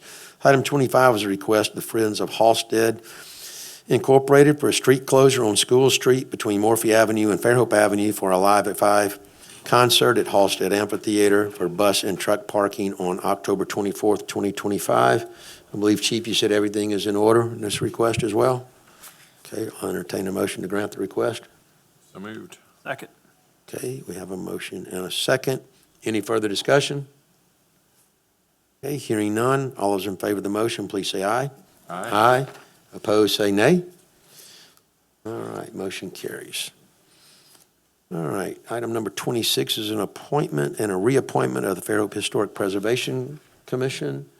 The appointment would be Alan Samry for a 3-year term ending September 2028, and the reappointment of Ginger Golson for a term ending September 2028. So I entertain a motion for the appointment and reappointment. So moved. Second. Have a motion and a second. Any further discussion?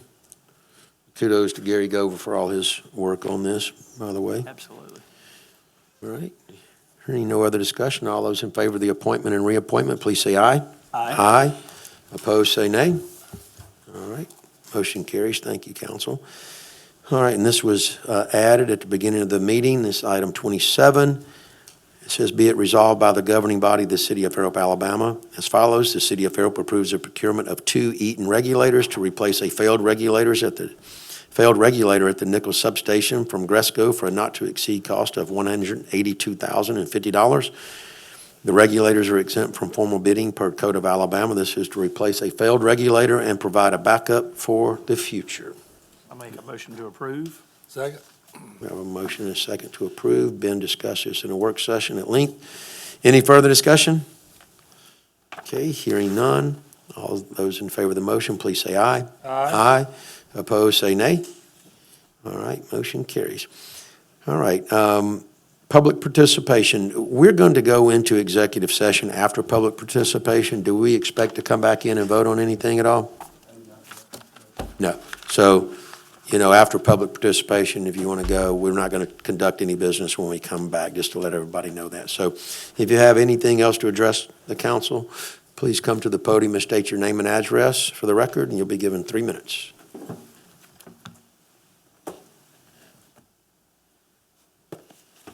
Okay. I'll close public participation, and I will read a letter from City Attorney Mr. Marcus McDowell. It says, as City Attorney Marcus E. McDowell, I hereby request the Fairhope City Council go into executive session based on the Alabama Code to discuss pending and potential litigation. As City Attorney, I hereby request that the City Council of the City of Fairhope rise from regular City Council meeting on Monday, September 22nd, 2025, to go into executive session. The City Council shall be in executive session for approximately 45 minutes. At the end of the executive session, the City Council shall return to the City Council chambers to resume the regular City Council meeting, at which time we will just ask for a motion to adjourn. All right, I'll entertain a motion to go into executive session. So moved. Second. Okay, I have a motion and a second. All in favor, please say aye. Aye. Opposed, say nay. All right. I've got about 5 minutes until 7. We'll be back hopefully by 7:40.